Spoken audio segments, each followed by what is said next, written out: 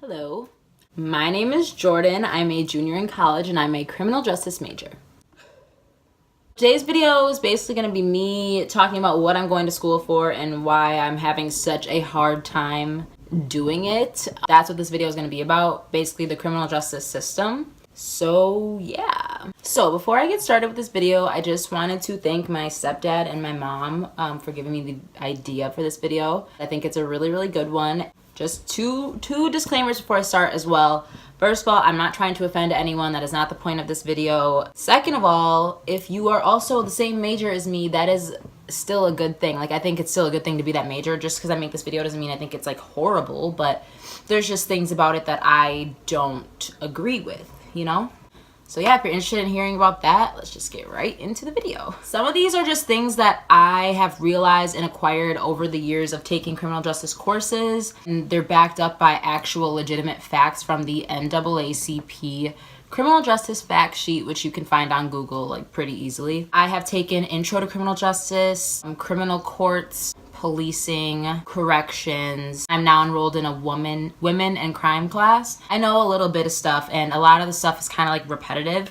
So one of the biggest issues that I have is solitary confinement as a use of punishment. I don't understand why we would take someone who is acting out and breaking the rules and lock them up in a cell for 23 hours a day. And mind you, a lot of these people that are acting out in prison are probably mentally ill, so you're sitting them in a room. It's like a square box and they're just going crazy in their own head. Like, the suicide rates of people in solitary confinement is very high because you go insane like being in that cell. I just don't understand why that is a logical form of punishment. Another problem I have is 95% of cases don't even go to trial because attorneys get them to plea deal out. Like, this is obviously an example and not true at all, but okay, so let's say you got caught with 5 grams of marijuana. The minimum sentence if you are found guilty is 5 years, let's say, okay? So this defense attorney is telling you, like, if you don't take this deal I'm giving you of a year in jail and 2 years on probation, you're gonna get the maximum of the 5 years. Sometimes people don't even understand what they're agreeing to. And I saw documentaries in class about this, and like, because she agreed to this plea deal. After she had already pled guilty,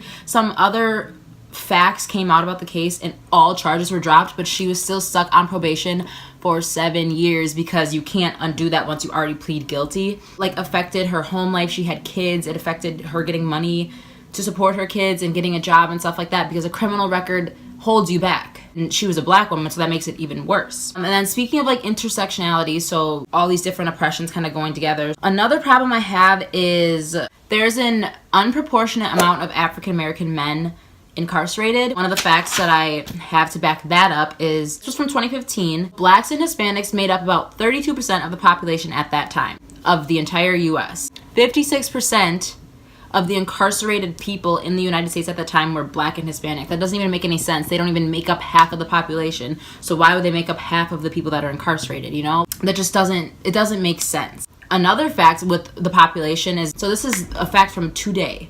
The US makes up 5% of the world's population, but 21% of the world's prisoners. A fifth of the world's population, we are the ones incarcerating. I feel like incarceration is a horrible solution to problems that can be solved otherwise. Like, and that's due to like 3-strike rules, like, and you automatically have to go to jail, or 0 tolerance policies, and like people are getting incarcerated for things that they don't need to be put away for. Like, we are spending money on this too. That's the thing. Like, we are spending money for people to be locked up. In 2012, the US spent $81 billion alone on corrections. So like jails and paying the officers and all that stuff. Like, just put that 81 billion, like, put that into perspective. Like, we're spending all this money to keep these people locked up when most of them are not even violent offenders. There's exceptions. There's murderers, there's rapists and child molesters and stuff like that. Like, I understand that, but a good portion of people that are locked up for non-violent offenses. It's making it worse. Like, being in prison is probably one of the most traumatizing things you could ever go through. I haven't experienced it, but I've watched like quite a few documentaries on it, and it changes a person, honestly. Like, it really does. And going along with how horrible prison is, we have to think of the amount of people in prison that are mentally ill, getting neglected completely because people don't understand mental illness or they don't make it a priority. Like, it's a priority. This is a fact that I got from a documentary. The documentary is kind of old, so this probably has changed, but I watched it on PBS, and it said, mentally ill prisoners are released with a bus ticket, $75, 2 weeks worth of their medication. What is that going to do for a person? Like, what is that actually? So you have your medicine for 2 weeks that's keeping you thinking clearly, and then if you can't afford to fill it, you're done. That doesn't make sense. Like, you're basically setting people up to fail, and I feel like in the criminal justice system, it's just completely overlooked, overshadowed. It's not taken seriously. We're not being educated on it enough. It's kind of like, oh, get tough on crime and this and that. It's like, okay, but if someone is like doing something wrong, have you ever thought maybe something's wrong in their head and they're not just doing it just for fun? Like, that's just one of the big things that just like really gets to me. The lack of mental health help in prisons. They give them medication in prison, but it's like, take a person with no diagnosed mental illness and put them in a prison. They're going to come out way different. So you take somebody that is diagnosed with a mental illness, put them in a prison where they're not receiving the proper care that they need. That makes a person go insane, because how could anybody live like that? You know what I mean? I'm an advocate for rehabilitation over incarceration. So I think if there's a problem that would be better solved by rehabilitating people and putting them into rehab and helping them and teaching them and helping them progress forward in life rather than putting them in prison, of course that's what we should do. But I feel like society is very like, they want to see people punished, and the criminal justice system has to kind of go by that and do what society wants, so society continues to have faith in them, and so the system continues to have legitimacy. But it's not the right way, in my opinion. Another issue I have also is like the sentencing children as adults thing, or sentencing children to death or life terms in prison. Like, I understand that you know what right and wrong is. I understand making horrible mistakes and being put in awful positions, but like, people can be rehabilitated. Like, I think it's just ridiculous to take a child and lock them up and throw away the key forever because they made one awful mistake, which some people can't be saved, I'll admit that, but most people can. A kid's brain is not fully developed. Like, yes, they know what's right and wrong, but they don't know the actual repercussions of the things that they do. To judge them and treat them like they're adults when they can't smoke cigarettes, they can't buy alcohol, they can't vote, they can't serve in the military. Like, why are we gonna lock them up like adults but not treat them like adults in any other aspect? Like, their brains are not fully developed to have those other privileges, so why would we lock them up with other adults? It's a known fact that if you take a juvenile and put them in juvenile detention, it's likely that they might not come back. But if you take them and you put them into an adult prison, and let's say they get out, they're probably going to come back because that's all they know. They've literally grown up in the prison system. Like, you know what I mean? It's just, I don't understand it. I could go on forever about this, but like, one of my final points is I feel like probation and parole, it's way too much pressure on a person. Like, probation is like when you've served not as long of sentences and then you're put on probation for a little while, and then parole is like when you damn near served like almost a life sentence and then you get out and you're put on parole. Like, you've been in prison for a long time and now you are on parole. We're taking these people who have been possibly locked up for 20 plus years and throwing them out into the world, like society that they have not even been a part of in 20 years, and saying, okay, good luck. You better find a job. You better not go back to drugs. You better not start drinking. You better get your life together, or we're going to lock you back up. With barely any preparation. Like, I don't understand why that's a good idea. The recidivism rate is so high because people are not prepared once they're released to like live a normal life. They've been in prison for like 20 plus years or even a couple years. It's still really hard to like go back out and integrate back into society. I don't understand how this system is set up at all in a way for people to succeed, and that's what like hurts me the most, is there's not really a way to succeed unless you're one of the few lucky ones that have a great support system, which a lot of these people don't.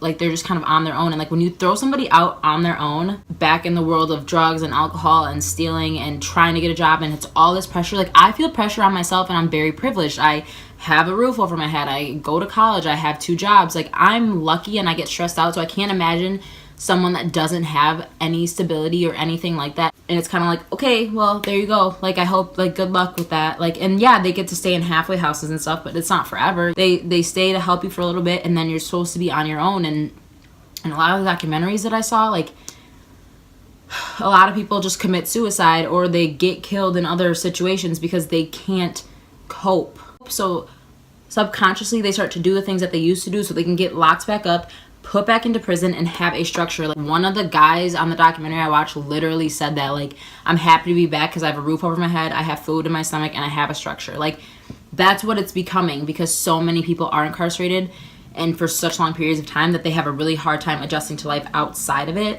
On another note, a lot of people always ask me what I want to do with my degree, and I get so frustrated because I have no idea. I've thought about doing everything. I've thought about being a lawyer, a PO, I thought about being a cop, which I don't want to do. I've thought about everything, and I mean, after making this video, I guess even more so, a case manager is somebody that basically, like, upon a prisoner's release, you set up a plan for them to follow, to help them get a job, to help them get back on their feet, and then you send them off. And honestly, I feel like that's something that I would be interested in doing, because I feel like prisoners are not prepared at all for release in the system, and that would be my way from the inside of, like, changing the system and making it better so people can actually succeed by, like, actually setting people up on the right track, you know? I mean, a lot of my reasons have to do with, like, prison and that situation and mentally ill and kids and Black men and things like that, but these are the real issues in criminal justice that I feel like people don't realize. So it's really, really hard being a criminal justice major, because on the one hand, I think the system is very, very broken. I think a lot of people suffer because it's broken, and it's just an endless cycle, keeping the people in power and the people down here through that system. It's institutionalized. And at the same time, though, I love my major because I love learning about all these different topics, and I want to learn how to make them better. When people ask me what I want to do with it, like this video right here, this is exactly why I have such a hard time, because it's hard to, like, want to move into a career in a system that you're not proud of, you know? All these things are coming at me like, this is not good, and then it's like you want to change your major, but then it's also too late because you've also been doing it for so long. Like, I mean, I'm gonna finish this out, obviously, because I have taken an interest in criminal justice my entire life, but these are just some things I've really, like, had to think about, and some things I wanted to speak on, because I feel like a lot of people don't know these things, and they should. That was some really heavy stuff. I'm really sorry. But I thought it was a good video idea, so I wanted to do it. Hopefully, after watching this video, you learned something, because that was pretty much my goal, was just to speak on topics that I think are important, and to teach somebody something that they didn't know before watching this video, and just to basically explain, like, the internal struggles that I'm having being a criminal justice major. So yeah, if you enjoyed this video, please give it a thumbs up. Subscribe if you have not already for more videos. I would really appreciate it. If you watched this video all the way to this point, I appreciate you so much. I really, really, really do. Leave me a comment on something that you liked or something that you think I could work on. Yep, and that's pretty much it. So thank you guys so much for watching. I hope to see you guys in my next video.